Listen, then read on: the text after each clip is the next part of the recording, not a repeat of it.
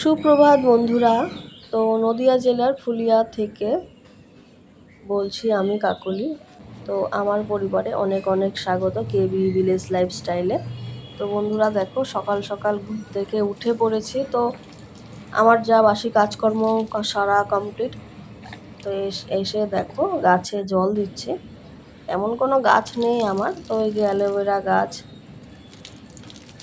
গাছে জল দিচ্ছি। তারপরে যে থানকুনি পাতা, এই পাতাটা আমাদের কাজে লাগে, মানে খুব একটু উপকারী একটা গাছ এটা। আর এই যে এটা একটা যে কী বলে এইটা, ফুলটা যাই হোক টগর ফুল।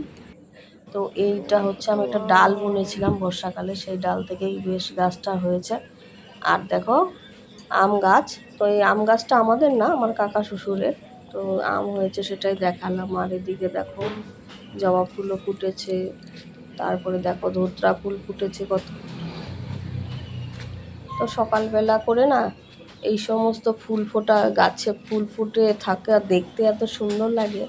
তো ভাবলাম একটু ক্যামেরা বন্দি করি আর তোমাদের সাথেও শেয়ার করি। আর এই দেখো কত সুন্দর জবা ফুল ফুটেছে। তো এই জবা ফুলগুলোর নাম কি অবশ্যই তোমরা বলো, আমার কিন্তু জানা নেই। তো আমি তো বেলা করে ঘুম থেকে উঠি, তো এখন থেকে ঠিক করেছি আর বেলা করে উঠবো না, সকাল সকাল ঘুম থেকে উঠবো আর এত সুন্দর পরিবেশটা দেখতে পাবো, সকালবেলার মনোমুগ্ধকর পরিবেশটা আর তোমাদেরকেও দেখাতে পারবো। তো সমস্ত কাজকর্ম হয়েও গেছে আমার।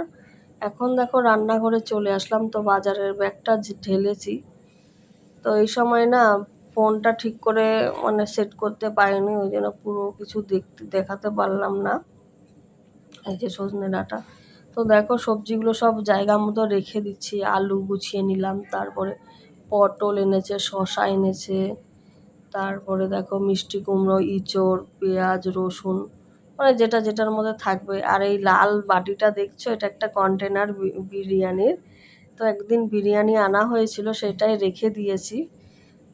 তো আমাদের এই মধ্যবিত্ত ঘরে না, মানে আমরা এই সমস্ত জিনিসগুলো আমরা ফেলে দিই না, বিশেষ করে আমি। কারণ রান্নাঘরে অনেক কাজে লাগবে। যখন এমন দেখো আমি লঙ্কা রেখে দিলাম, মানে আমরা মধ্যবিত্ত ঘরের বউরা মানে চট করে একটা জিনিস কিনতে পারি না, আমাদের পয়সা আগে জমাতে হয়, তারপর আমরা জিনিস কিনি। তো ওই জন্য এই সমস্ত ছোটোখাটো জিনিসগুলো ফেলেও দিই না, এগুলো কাজেই লেগে যায়। তো দেখো মিষ্টি কুমড়োও কেটে নিলাম প্রথমে, তারপরে কাঁচা লঙ্কা কেটে নিলাম। এবার হচ্ছে ইঁচড়টাও কেটে নিচ্ছি, ডালে দেব।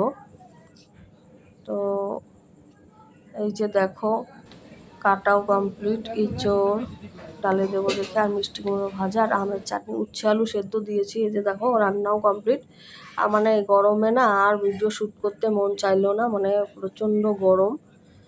আর দেখো খাওয়া দাওয়া কমপ্লিট করে এখন একটু রেস্ট নিচ্ছি। তারপরে উঠে আরও কাজকর্ম ছিল, সেগুলো সেরে স্নান টান সেরে এখন দেখো আম মাখা করছি। এইটা অবশ্য শর্ট ভিডিওতে ছিল। তো প্রথমে কাঁচা লঙ্কা মেখে নিলাম, তারপরে দেখো লবণ দিলাম, চিনি দিলাম,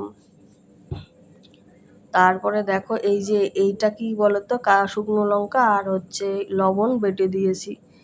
তো এইভাবে আম মাখা কে কে খাও। অবশ্য আমার না অনেকটাই সন্ধ্যা হয়ে এসেছিলো, খাওয়ার কথা ছিল দুপুরবেলায় করে। তো যাই হোক দেরি হয়ে গেছে। আর এদিকে দেখো লেবুর পাতাও দিয়ে দিলাম। তো আম মাখাটা কিন্তু অসাধারণ হয়েছিল।